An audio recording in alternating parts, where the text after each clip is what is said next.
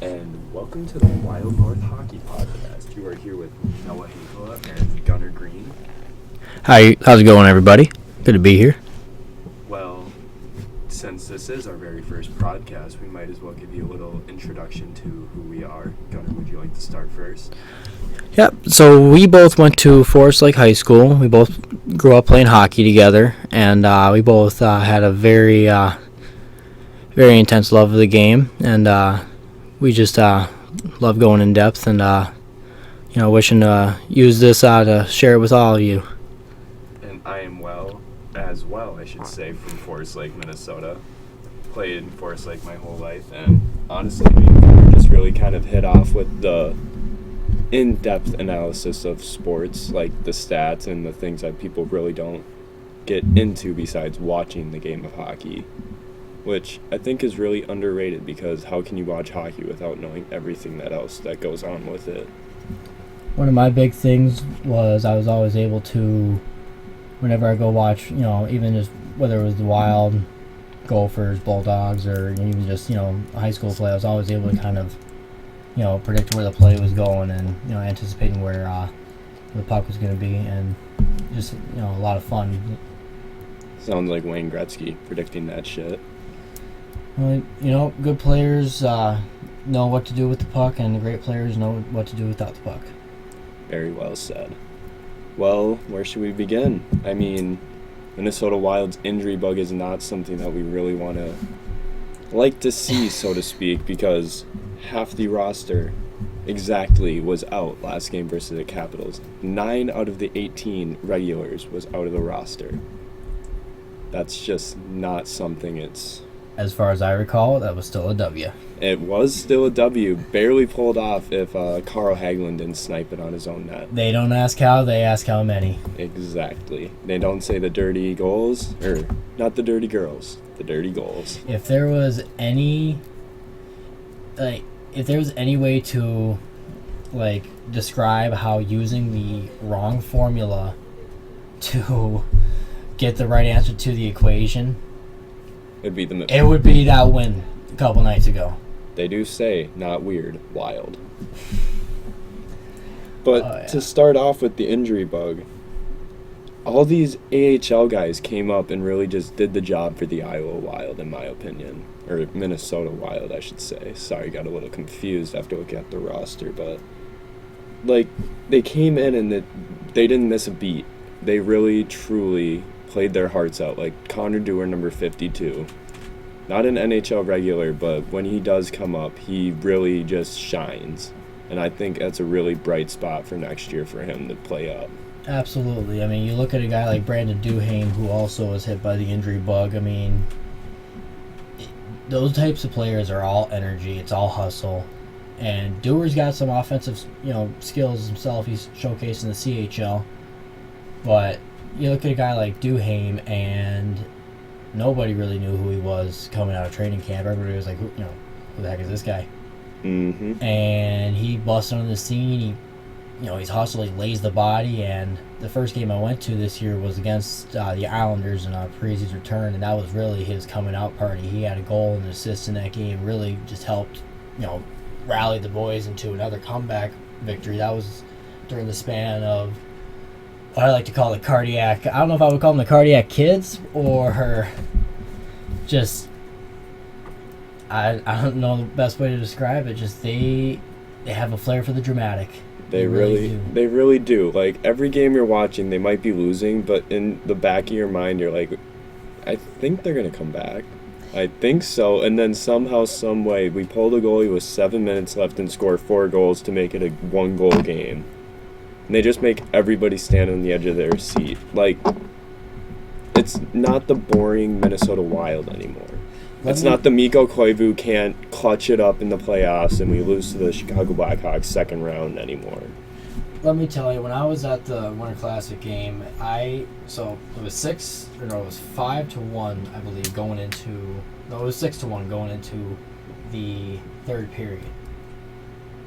I had to go walk around the concourse because, my toes were frozen. I couldn't feel anything. I had to make sure I wasn't going to lose anything for that game. But basically, I think by that time half like the stadium had left at that point.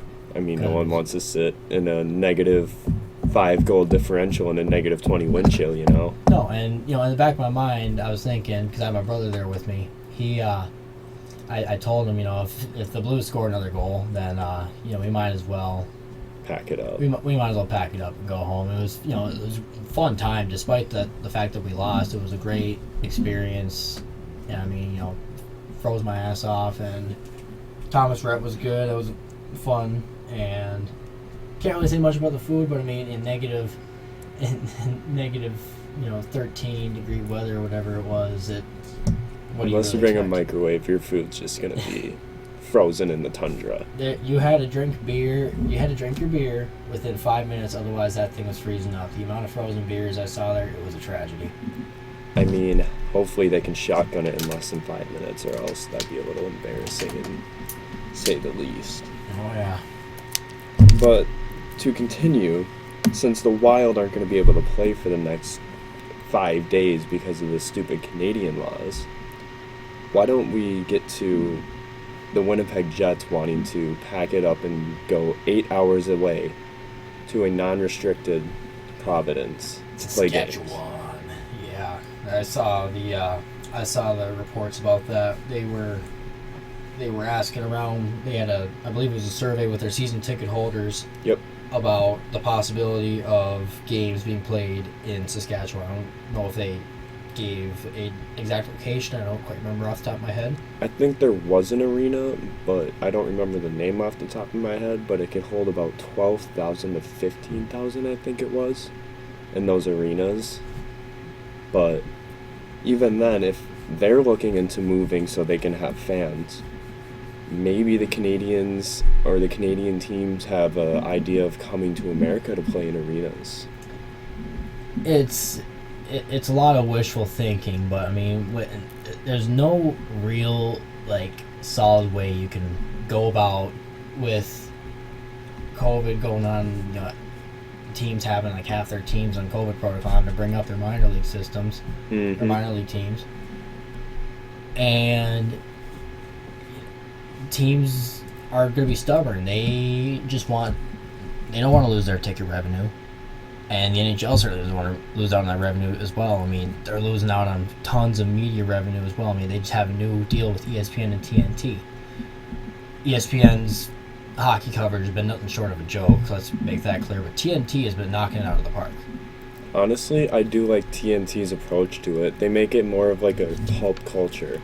Kind of how Shaquille O'Neal and Charles Barkley have made the basketball world just Shaq and Charles openly. Barkley just make that show, and it's fun to watch. So even even if the game that's on, if it's a Lakers versus, I don't even know who's bad this year. I don't pay attention to basketball enough. I think the Lakers are even bad this year. They are bad this year. But even if a game's just terrible on there, it's just not competitive. I mean, you still get some entertainment out of those two, and they're bringing that sort of style. I'm not saying it's as good as what the NBA and TNT is doing, but having Gretz on there, Paul Missinat, Biz Nasty. I mean, what more can you say about him? The guy's built for the media. He is. He's really just a people's guy. He's the type of guy to not really give anything to anybody but what he feels. He's kind of just a mixed personalities guy. He wasn't too cocky or too flashy in the league. He was just a guy that would go out there and fight. And honestly, I would love to see Ryan Whitney on there too, because that's the next Charles Barkley and Shaquille O'Neal of the NHL. I don't think Whit's got the filter for that. But imagine, Whit has the cup just like Shaq does. Charles Barkley ain't got no ring, and Paul Missinat does not have that ring. I understand what you're saying. I just think, I don't know if you can really try to mirror that, because it's at that point it's you're just making a watered down version of what's working right now in your other network. I mean, it is just like Spit and Chicklets just hopping up on the TNT and taking over. Exactly, yeah. But anyways, back to what we were talking about. So just with possibility of hub cities again. I don't know if they're considering a bubble. I doubt they're considering a bubble, especially they this can't far do in the another season. bubble. They That won't was be able to way convince too anybody. costly for the NHL. They lost a lot of revenue from that. And with the Canadian arenas, One very, very nice possibility would be the Ralph Engelstad for the Winnipeg Jets. It is North Dakota Fighting Hawks, not the Fighting Sioux anymore. Their college arena, which was built by Ralph Engelstad. Just a beautiful arena top to bottom. Only 2.5 hours away from Winnipeg. And the travel restrictions are lightened up for the vaccinated in Canada. Maybe the fans can go down to Grand Forks, North Dakota. And It's a lot. I mean, in a perfect world, yes, but I doubt, even if, the teams, front offices in the league can somewhat come to agreement on that, the Players Association and the players themselves, they're not going to want to just pack up camp and leave move. Family behind. Exactly. I mean, we got to understand these athletes have lives outside of their game, too. They're not just a video game character Exactly. that you play on Shell 22 anymore. And so, yeah, I mean, it's definitely a mucked up situation with, having a lot of players on COVID protocol and, Yep. Having a lot of game postponements. But with the NHL not going to the Olympics anymore, I know for a fact they want to use that time to make up a lot of those postponed games, and specifically the Canadian ones. Because the reason why the Wild don't play until Friday is because Winnipeg was on deck And the and Edmonton Edmonton Oilers. was on deck. Two games that very winnable too, and would Very. be great for the Wild to build off of. But even then, coming back up against Anaheim, a team that's on the down, they're on the downswing. They had a really good hot streak going. Troy Terry was going off, and Trevor Zegras was blowing up the internet. Sonny Milano was batting pucks in. Yep. But they're definitely a team on the downswing, and I don't think they have enough. I don't think they have enough to really be a strong contender yet. They have the pieces, but I mean, they also have the walking corpse of Ryan Getzlaf out there as well. And that's the thing too, is you can't expect these young kids to go into a playoff atmosphere and expect to survive it. Yes, they have a old guy with Getzlaf who's had the playoff experience, a Stanley Cup under his belt. But one person can't carry a whole team. You need a veteran depth on each line to be able to put up that physical presence and not let these young guys break under the pressure. Because it is a lot of pressure. It's the hardest trophy to win in sports. There's a reason why you don't see a lot of rookies coming in and winning championships right away. I mean, you look at a guy like Cole Caulfield who busted onto the scene as well as he did in the playoffs last year. Yep. I mean, there's a reason why there's a lot of hype surrounding him. A lot of young players are not able to do that. And I think this season is really affecting him in that way. Yeah. Just because everyone expected him to walk up and be a 40-goal scorer. Now that he has 1 goal on the year, I think, everyone's looking and saying, oh, what a bust, what this and what that. And it's Look at Jack Hughes. Jack Hughes, I mean, everybody was hot on his tail. And he just turned 20, I think, not even 20 yet. How can you say someone's a bust when they have at least till 26 years old to develop? You got Joe Thornton. He had, I think, the lowest point production out of a first overall pick in history up to that point, and he just played in his 1700th career NHL game. And he's still playing, 45 years old, and I mean, where is there to slow down with that beard too? So maybe he shaves it off, probably lose about 15, 20 pounds, maybe get a little faster there. Maybe. But get to the point and out of this injury bug, imagine a healthy Minnesota Wild line with Boldy, Eriksson Ek, and Foligno. I gotta coin this phrase now. With Boldy playing as well as he has been, and let me tell you, it's these 2 games he's really impressed me. He plays with the puck with confidence. He's aware. He plays big. He plays strong, which is exactly what we drafted him for. Exactly. And he's doing a lot of things that are veteran moves. I mean, he's using his body really well in the corners and drives to the net without fear. Absolutely. And I feel like he's kind of what we expected Greenway to do. Absolutely. He was that 6'6" big guy from college. He made the scene. He made a few flashy plays with Ek and Foligno last year, but I feel like he doesn't have that extra go or step to him anymore. No, and with salary cap hell incoming for the Wild for the next few years with the buyouts of Parise and Suter's contracts, I think a guy like Matt Bolte fits in perfectly with an Eriksson Ek and a Marcus Foligno, and that's why I got to coin the phrase the beef line right now. You heard it here first. January 10th, 2022, I, Gunnar Green, have coined the term beef line. It will be very crucial. And I can just see those are massive bodies, 6'4", 6'3", 6'3". In a playoff game, I don't see Trevor Zegras, Sonny Milano, or any of those guys putting up with it. Because you watch Greenway, Ek, and Foligno just go in and put the body to all these guys. And that's just tiring, and you can't go out there every shift expecting that. Eriksson Ek is a Selke voter favorite. Easily. For sure. He plays just the two-way game like a Patrice Bergeron, but with extra grit to his game. He's not the flashiness of Patrice, but he does have that grit. He has the want to be defensively sound, and he can still put the puck in the net. And at the same time, players hate him. I know for a fact, just looking at a few games against the Oilers with McDavid, they hate Eriksson Ek. He's always getting under their skin. He's throwing them off, and that's why he draws the most penalties in the league. Absolutely. He gets under the guy's skin to where they want to retaliate, and then he backs off. He knows we got the power play out of it. It's something I needed to get done, and that's why I think he should have been a front runner for that alternate captain, because he's doing things to make these guys mad for the team. He's a very well-rounded team player as well as Marcus Foligno. Absolutely, and he draws a lot of penalties, but the real question is whether the power play is going to be consistent enough to capitalize on that. And that's where I love Boldy being up.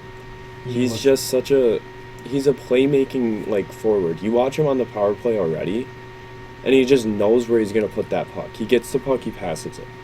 He knows right where the puck needs to be, and I just feel like bringing this young set of legs up is just something the Wild kind of needed. Absolutely, especially on a 5-game skid like they were in, getting embarrassed on home ice at the Winter Classic. I mean, come on. I mean, you have a sellout of 40,000 people, and you let 5 goals in the second period. That's... And it's kind of a wake-up call for these NHL regulars to see. My job isn't just secured. Victor Rask was put on waivers. He understands that he needs a fight for a spot every day now. He's not just riding out the wave here's my $4 million, let me play fourth line center for you. Yeah, no, I remember saying to a guy I was sitting next to at the game, I was saying what I think will turn this team around, and not necessarily say this is going to take us to the next step, but at least just get us back to putting up, points in the W column. It's going to take bringing up Boldy and Rossi, and two guys that I felt needed to get that chance to show what they can do on the NHL roster. And Boldy has done nothing but impress. He looked very good in that Boston game, even before he got that goal. He just skates with the confidence that he belongs there. Rossi, he was very fast. He was good with the puck, but it was like a confidence. It was like he had a monkey on his shoulder that was just talking in his ear the whole time. Oh, there was definitely some nerves there, and that it goes away with more experience. I do think he's going to get sent back down to the AHL roster. He actually did get sent down. Okay. And so him and Kyle Rao and Hunter Jones were all sent back to the AHL. Yeah, and so really it was it was good to see him play these first 2 games, but it's clear that he does need a little more seasoning in the AHL, but that's not the worst problem in the world. We don't need him to play up on the roster right now. And especially because he had that heart condition last year with COVID bug, and you really can't expect the kid to come off of a 130-point QMJHL season to having to sit out for a whole year because of his heart, then expect him to jump into an NHL roster and just be that guy again. He's 21 years old or something like that. I mean, And There you go. Billy G just loves to eat up those prospect times in the AHL to get those development minutes. Bill Guerin is definitely a guy who wants his young players to really learn the ropes on being a pro, and especially in the minors. And with the Iowa Wild, their captain's Cody McLeod, and a lot of Wild fans know him from the Avs games and whatnot. 2014, he was definitely a big thorn in our side, roughing our guys up. But he's a great mentor to have down in Iowa because he's a pro's pro. He's truly, in my opinion, he's truly the kind of guy that you love to have on your team but hate to play against. Absolutely. Because he even wore the A in Avalanche. Yep. Like, he's the type of guy to lead his team, to stick up for his team. And I feel like having him in Iowa really kind of sends these guys up with this confidence of they have to stick up for themselves. You can't just be wimpy and go in the corners. No, you got to go in with aggressiveness, and that's why we have the Foligno as our leader. And down in Iowa, we have our Cody McLeod as the captain. Mm-hmm. It's kind of like coming across you need that tough guy to be leading your team and to show them, I got your back. It's really a team sport, and I think starting from Dean Evison being down in Iowa as the head coach and coming up, it's really just built the Wild as we are a team and we're really all here for each other. Absolutely, and I really like the match with Dean Evison. Let's see. Okay, yeah.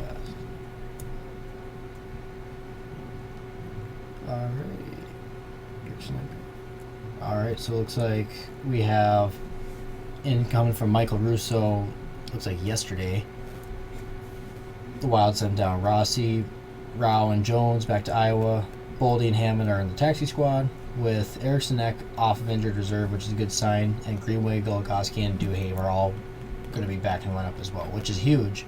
Very huge. And what's also nice about having Boldy on the taxi squad is that he could still play in these NHL games and practice with the team, so it's still giving him these time up, because he's definitely deserved it. He plays Dean sat Fiala for about 9 minutes in the third period because he had 3 penalties in a matter of 4-something minutes, and told by Michael Russo they had a chat during the third, and Fiala understood why he was sat, and he told him, I will support my teammates this whole time. And that just also stems from how leaders are born, and it's not just Kevin Fiala being mad that he got sat. He understood the assignment, and it's a team sport. He stood behind his players, and I just love how this team is really just united together. They've really bought into the program, and there's a lot of trust between Dean Evison and Bill Guerin. There's a lot of trust within everybody on the team. Everybody plays for each other. It's not like teams of past where you had different cliques. You had your Parisi, your Quaver Stalls, and then you had your Granlund Coyle Niederreiters, and then you had your Mixons. Justin Fontaine. You get your Torrey Mitchells, I don't even know. It's been so long. Just basic role players that can fit in the system and do what they're told to do, not expected to go out there and finish every goal. It was just such a volatile environment there, and then you had Mike Yeo, who was as conservative as they came when he just came a to veteran guy. He was a people pleaser for all these veterans, and they just let him push him around. And then you had Torchetti on for a little bit, and then you bring in Boudreaux, and great regular season coach, Barbecue Brucey, doing pretty well with Vancouver so far. For sure. But he was never able to succeed in playoffs. And not a lot of playoff success. And those teams, when they flamed out hard. It was ugly. And Bruce Boudreau was under the Washington Capitals, and they were never making the playoffs. They would always get stumped by the Pittsburgh Penguins. And honestly, I think that came up to defensive play. And with Bruce Boudreau kind of falls in the line of Mike Yeo, in my opinion, as a veteran pleaser. Because I don't think Bruce Boudreau wanted to change Ovi's game. He didn't want him to play defense, because why would he waste a superstar like that? But it all comes down to how people play defense in playoffs. Well, then You can't just go out and score 100 goals if you have 101 on you. Well, then go look at the one season that Dale Hunter coached the Capitals. I think they missed the playoffs this year too, but he would sit Ovechkin because of his lack of back check, and there was just a lot of bad blood between Ovi and Dale Hunter, and it was to the point where Dale Hunter was like, you know what, I'm going back to Coach London. I'm going back to do that. And there's like a point where you have to, I think, communicate with your player to have him understand the assignment compared to just sitting him. And I feel like the difference between Dale and Dean is that Dean gives them the reins to do what they do, but he also has a little slack on it. Like with Fiala has been sat a few times this year, but Fiala really kind of goes with it because he knows what's happening is working, and that's why we are succeeding this season. Yeah. And the reason why we kept Dean on is because and Bill Guerin saw this, but he fired Boudreau. He didn't really take out much of the rest of the staff, but he wanted his own guy in there, and so he's like, you know what, Dean, you run with this for a little bit. Let's see where this goes. And he had a good stretch of games. Season gets canceled. Go into the bubble. Flame out against the Canucks. But we knew what we needed to do at that point. And that's when the wheels started turning. Billy G got Kaprizov in there.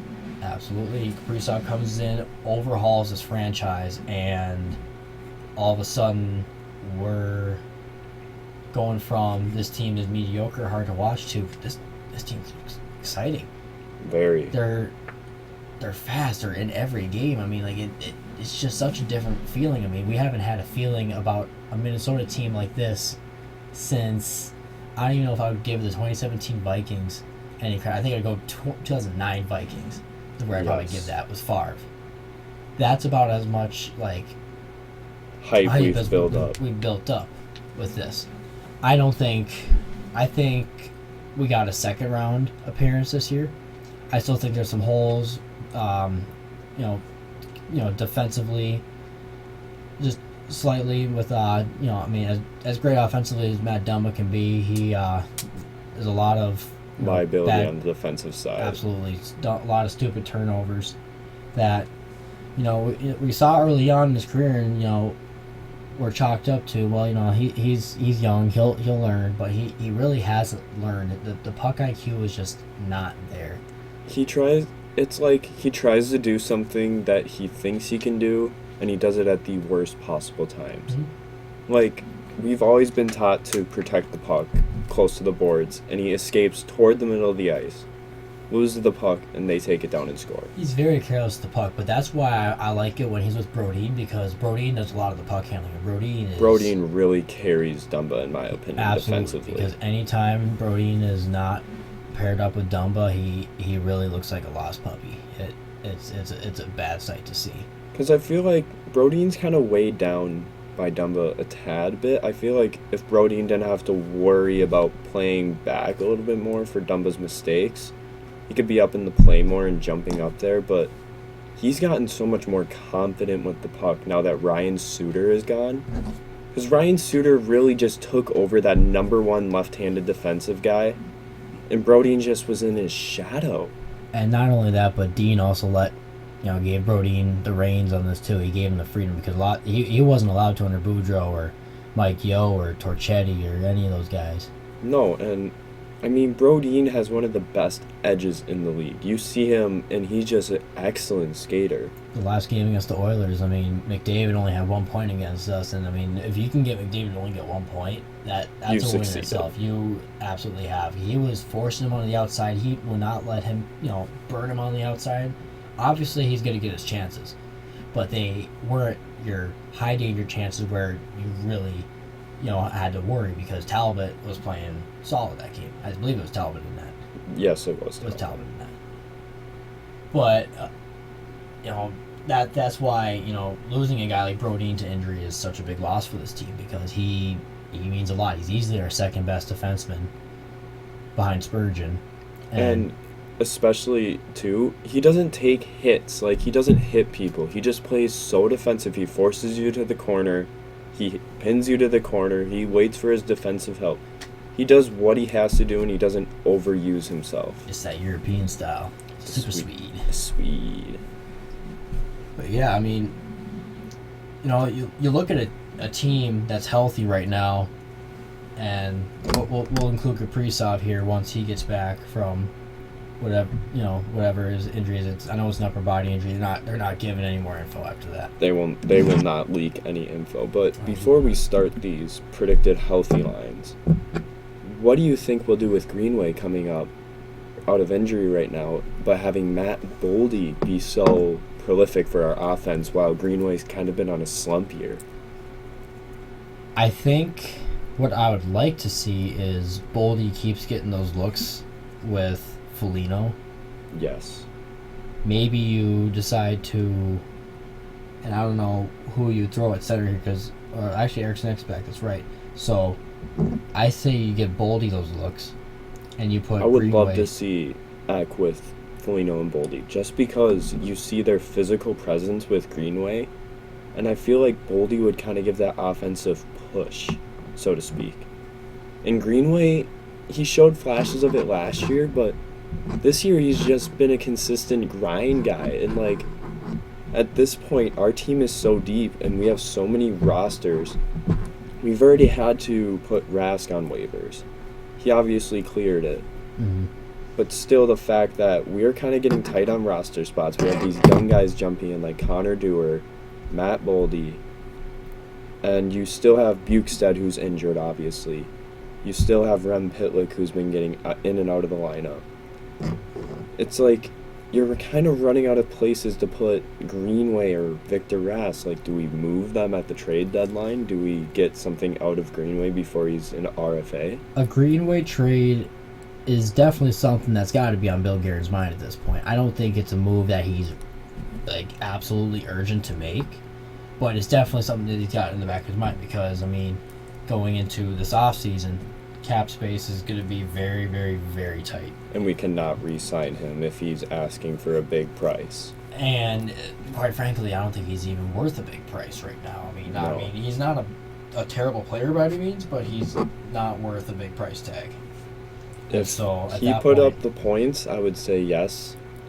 But him and Fiala are just kind of in that area of trading because of salary cap reasons, mm-hmm. and getting other pieces out of it, maybe a late prospect or a pick, something that we don't have to take on salary for. The most likely timing for a Greenway trade, I can't, depending on how things go, if Boldy does get more looks, if he gets looks with an Eriksson Ek and Foligno line and it goes well, I could see Greenway being gone by the deadline.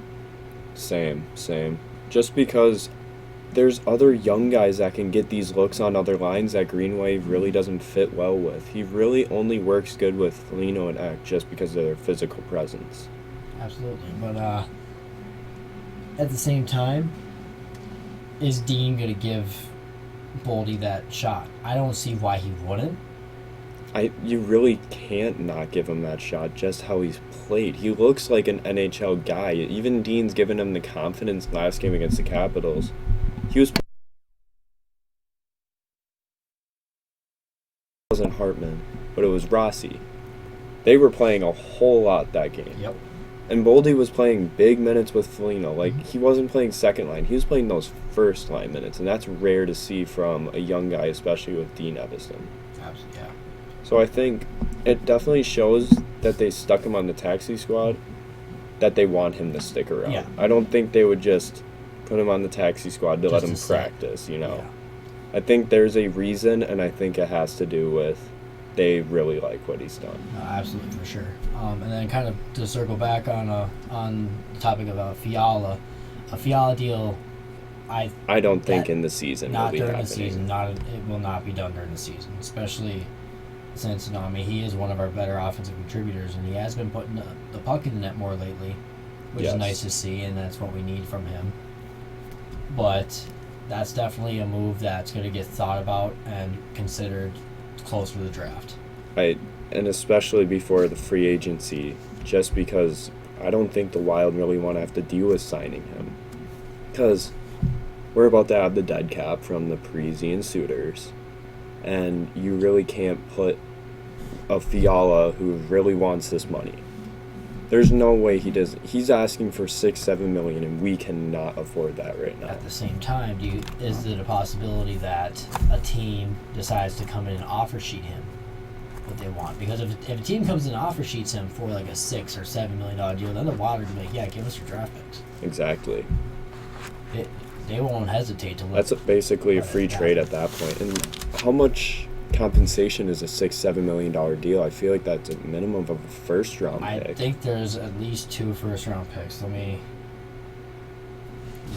because that would be a very nice return, especially when we have all these young guys coming up to the league, and Matt Boldy and Beckman too could possibly start seeing more NHL ice time as the season goes on, depending on the injury situation. But to continue with healthy lines, I would just like to put in my 2 words of possible NHL lines when this team is fully healthy and not missing half the roster. You got to stick with the 97, 38, 36, the Hartman, Kaprizov, Zook line. That's been our utilized first line, kind of stuck with it, and it's just worked well. So circle back on the offer sheet. So let's say Arizona wants to give Fiala a 4-year, $7 million deal. Yep. They would have to give up a first-round pick, a second-round pick, and a third-round pick. So basically, we'd get 3 more players out of it. We would. And Arizona is not, a very solid team. So that those are valuable picks that they would be giving up.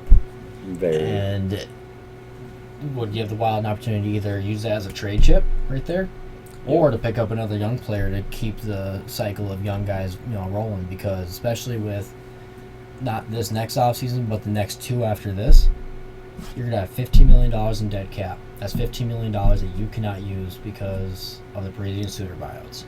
And Thank you, Chuck Fletcher. And that is a massive pain in the butt. And we cannot hit free agency for the next 4 or 5 years. We're really sticking with our bloodlines from the AHL up. There's no reason to go out and make any big free agency splash, especially when you look at deals of the past. You got the Thomas Vanek deal that didn't really go too hot for us. You look at Boston eating David Backes' contract, or Buffalo and Kyle Oposto's contract. Or the Louis Eriksson contract. There you go. There's some Franz Nielsen, Milan Lucic. The list goes on. And the Wild have made those types of moves too. We've signed players that have, barely lived up to their contract. And as long as you can keep a good, system, especially with Iowa right now, and they're a solid team, and we've got a really solid development system going up. Our players are coming up; they're ready to play, and everybody's buying into the program. Really, it's one goal, one mindset in that locker room, and it is Stanley Cup. Truly is. Even in these AHL guys, they come up and, all these NHL guys just take them under their wing like their own. Mason Shaw was treated like one of their own. Connor Dewar's been called up, and they just seem like a brotherhood.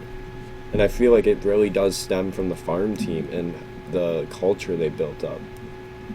And, there's so many guys in this AHL roster that have potential to be NHLers next year that I'm really honestly excited to watch. Got guys like Adam Beckman, who, if we do, have to move on from Fiala, which is, like I said, I feel like is a very high possibility. I think it's kind of expected to this point. It's kind of a need to move on from Fiala. Now you have Adam Beckman, who lit up the preseason. There's a lot of people who were mad that he didn't make the roster this year. I knew deep down he wasn't going to make the roster because, like we've already established, Bill Guerin wants his young guys to learn how to be a pro first.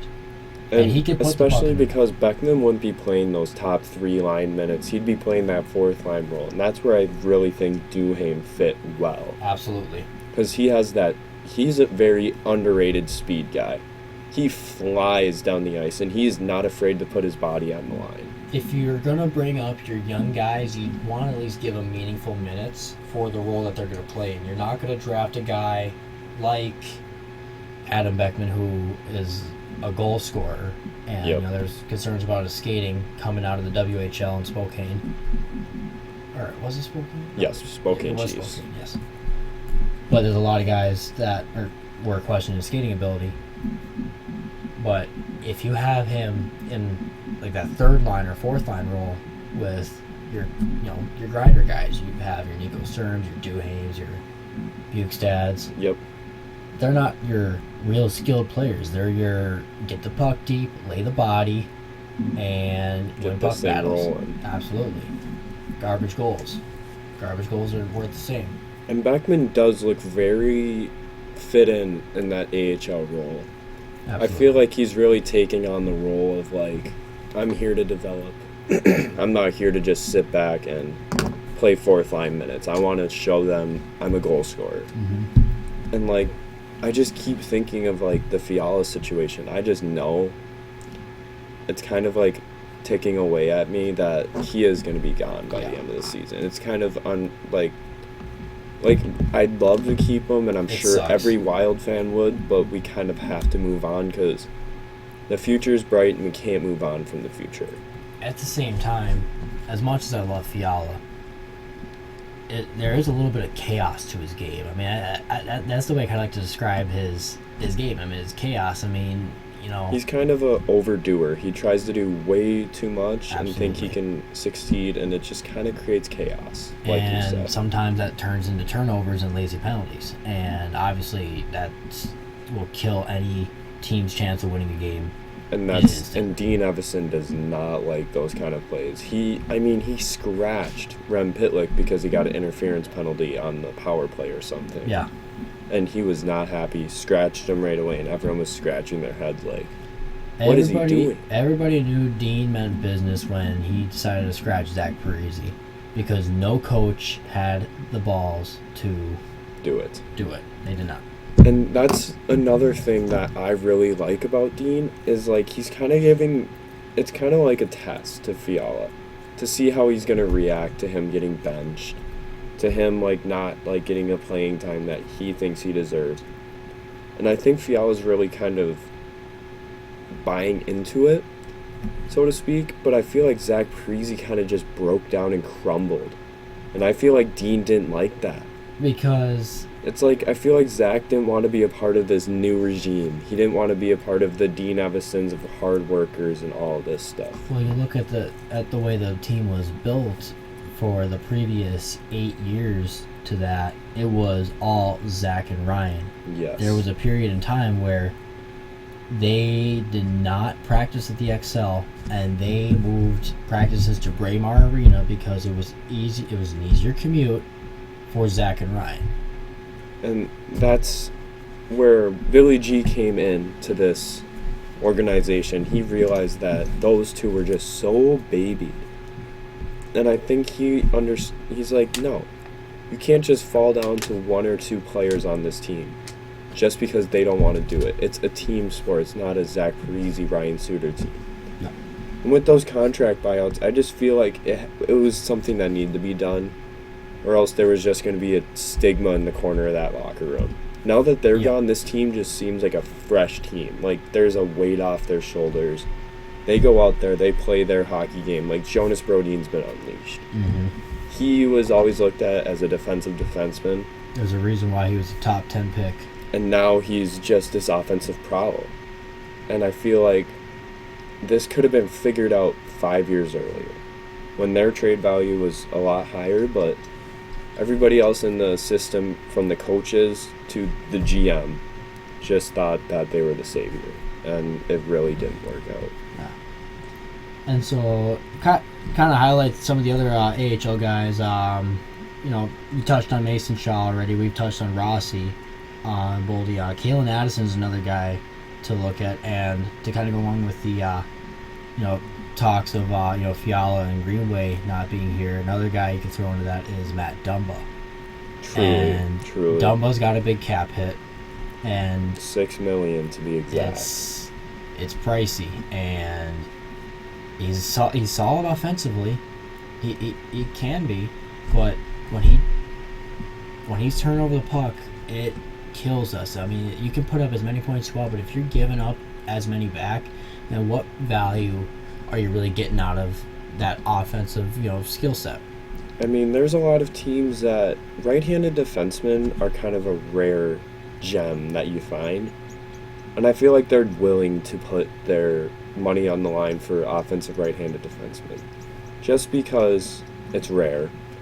And he's been a vocal leader. Mm-hmm. And given the A, I feel like that just puts his trade value higher.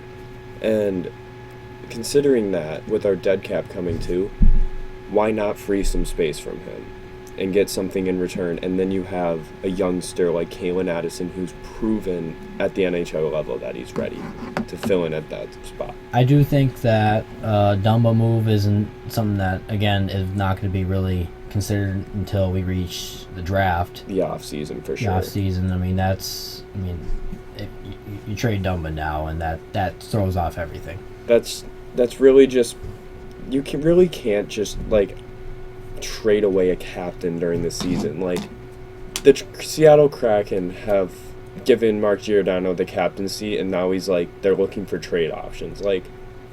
That's just something you don't do, and that's why I really kind of think their franchise is off to a weird start, after their expansion draft. I'll never forget that the Wild rotated captains every month like a high school junior varsity team for a solid 9 years before we decided to give Koivu the C. Right. And so, obviously if you have a letter on, that doesn't make you immune to getting traded. I think the most famous example is look at the Patrick Waugh trade. Mike Keane was the Canadiens captain, and he was dealt in that too. Yep. And that's a deal that's still just, you look at it, it's just insane how everything turned out, and really just birthed the Colorado Avalanche as well. Exactly.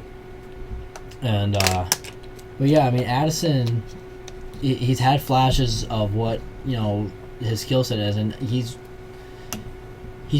on the shorter side, like Spurgeon, but he's got a Dumba skill set. He kind of has that shoot first personality. He's not looking for that pass. He's a gritty goal scorer for a defenseman, of course.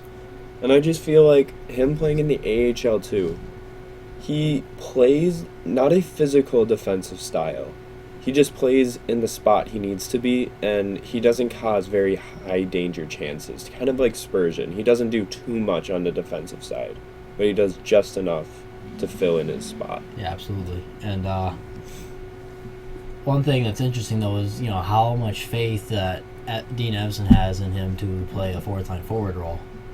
And he looks kind of solid in that role, too. He's just a very smart hockey player I've come across. He knows how to play the game. He knows where to be on the ice. And I feel like that's why Dean Evason just has this trust in him. And I think Kalen also knows the entire organization has a trust in him that no one else has. We traded a fan favorite for him. We traded Zucker for that. And initially, I still think the deal was a great deal. Yes. Obviously, the first piece we saw was Alex Galchenyuk. And a lot of people actually wanted us to keep him, but that Vancouver series, I was like, this guy is not it. He had such high upside when he was younger, and he just never really could pan out. I feel like especially his game doesn't translate well to any other line but a first or second line role. You can't throw him on a third or fourth line. Sometimes Sven Berchi on the Canucks, for example. NHL 14 legend. He was always just an offensive go-to guy, and once he lost his place to the third or fourth line role, Vancouver's he can't do it. Mm-hmm. He's a top 6 forward. There's no other way around it, and I feel like that's kind of how Galchenyuk was. Yeah. Our team was too deep to just put him up on the first or second line. And then with his stint with the Leafs, he got to play with William Nylander, and he kind of flashed brilliance. But even then, I think people kind of understood he needs a good player to make him better. Well, yeah, but like Kalen Nassar was also brought back in that trade as well. And Carson Lambos. So we got 2 solid D, a whatever guy in Galchenyuk, just for Jason Zucker, who's had a somewhat questionable performance with the Penguins, I think. Well, Penguins are rolling, though. Penguins are rolling, but rolling. Personal stats, he's not doing as well as he did with Minnesota, and especially for a first-round pick and a top prospect. Yeah. You kind of go over the defensive lineup, though, for us as well. I mean, looking at kind of going into this game here, got Brodin and Dumba, and then you get Goligoski, and then throw in... Who do you think you throw in with Goligoski? You throw in Kalen Addison, or do you want Goligoski and Brodin? And I think what we've ran for the last few games was Goligoski and Merrill. And I've kind of liked how that worked because Goligoski's that offensive guy, and you can throw him on the right side, and he can do more on the offensive side, having his stick being a left-handed. Yep. And I feel like you kind of have to throw a Kulikov with Addison just because they're kind of a faster-paced player. Yeah. Merrill's more of a slower guy. Same with Goligoski. You don't see him flying up and down the ice. You kind of can't move Dumba away from Brodin because Brodin kind of saves Dumba's ass a lot. All right, so then the question is here, do you throw in, do you want Addison in the lineup, or do you want Jordy Benn in the lineup for now?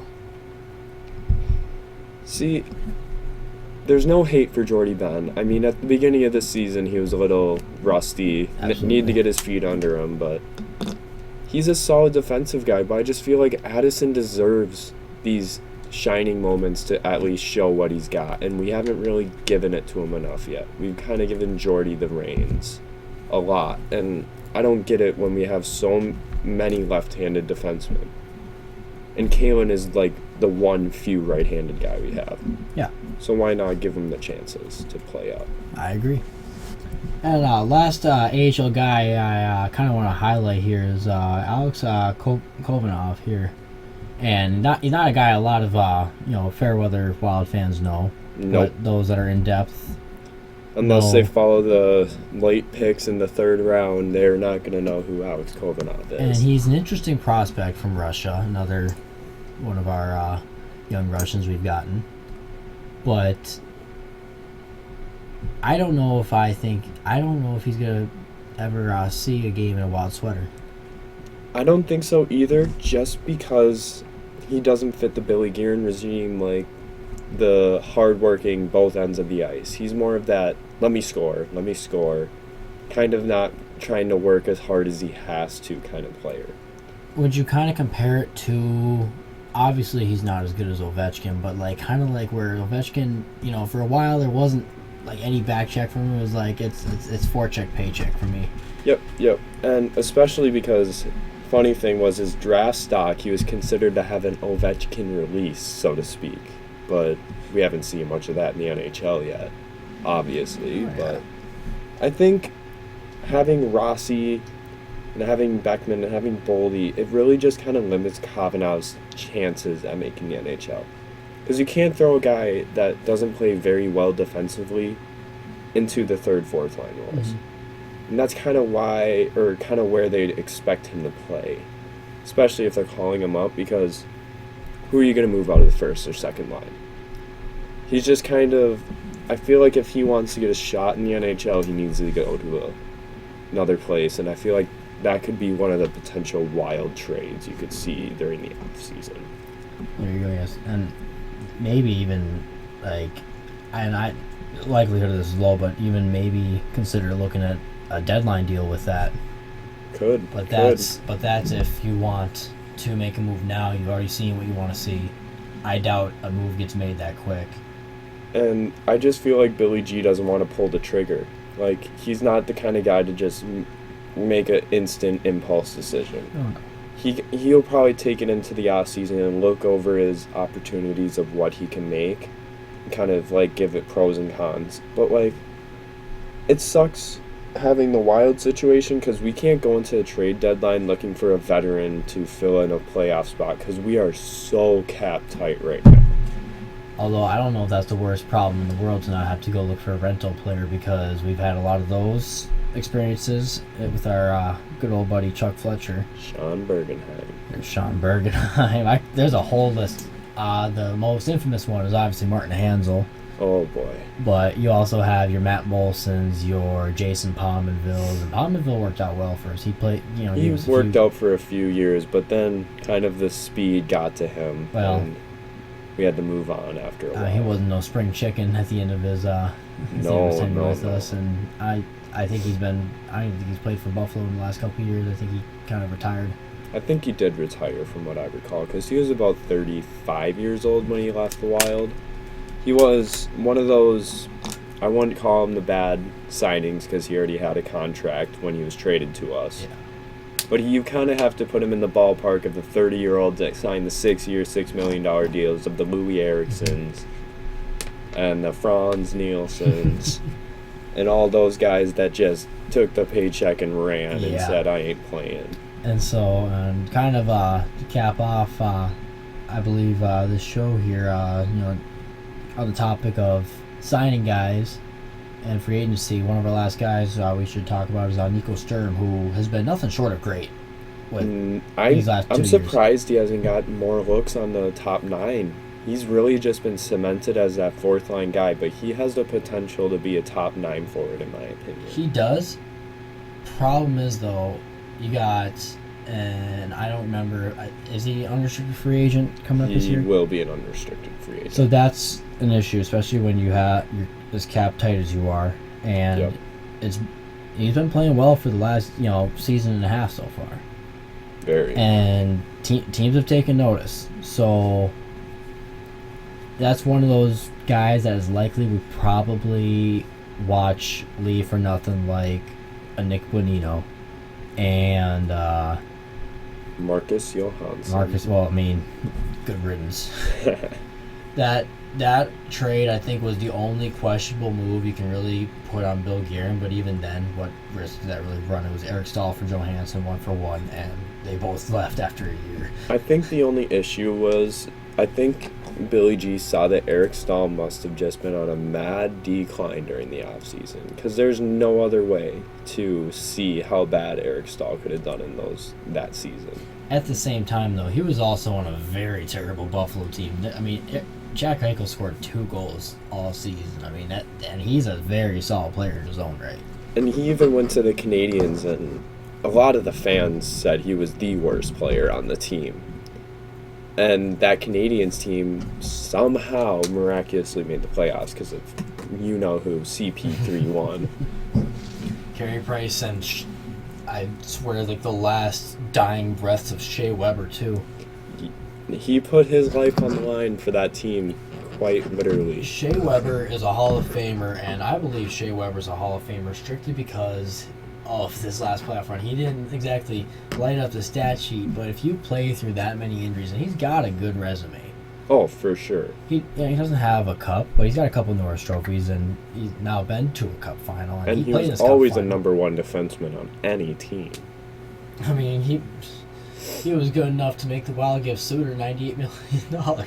Jeez, and we're going to deal with that for the next 4 years. Yeah. But, I mean, to really just put his body on the line just to win, or just to at least, have a chance to win the cup, I mean, really shows you. So close against the defending cup champions. Absolutely, in a series that they absolutely had no chance of winning. And honestly, they had no business even being there in the first place. But the fact that they got there was impressive in itself.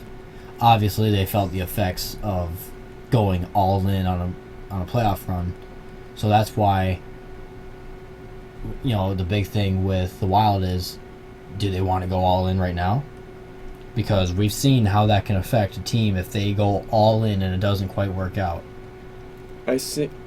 The thing is, I believe we could go all in with quotations if we make the right moves and free up some salary just for this season. Like, take on a 1-year deal guy. or you trade for a guy with a really good contract that we can work around. Like Jacob Chikrin, for example, has a very great contract. But at the same time, the Coyotes' asking price is very high. Astronomical, which I would be asking for a lot too if I had a really good defenseman. My Young. only good shining piece on my poverty franchise. That can barely afford an arena They're right now. about to get kicked out. They're going to get the doors locked on them. With a defenseman who plays really well on a very cheap deal on long term. And if the Wild want to go for it all this year, could you see them including a few of our prospects that might not be able to make the jump, like the Kavanovs?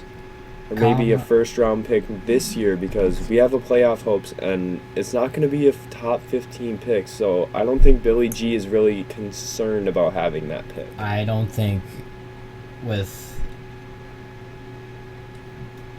in years past, the Wild had made moves to kind of make moves. And Right. under Bill Guerin, that's just not been the case. And so I think he'll make a move to make a move. He's not just going to put one foot in the sand and pull it away. yeah, well, if he's making a move, it's because he's got something in mind. It's not like, oh, let's just try this. Right.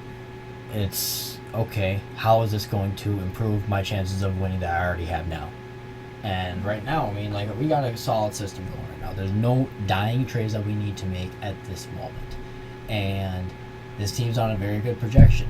Especially because this team does have, like, a bond. I feel like we have such good chemistry between all of our guys. It's just, like, a great locker room atmosphere. And so why make a move to mess that up? And I don't think we would make a move with players. I think it would be more of a move with up-and-coming prospects or picks, because I think Billy G has all these guys on our team off the books.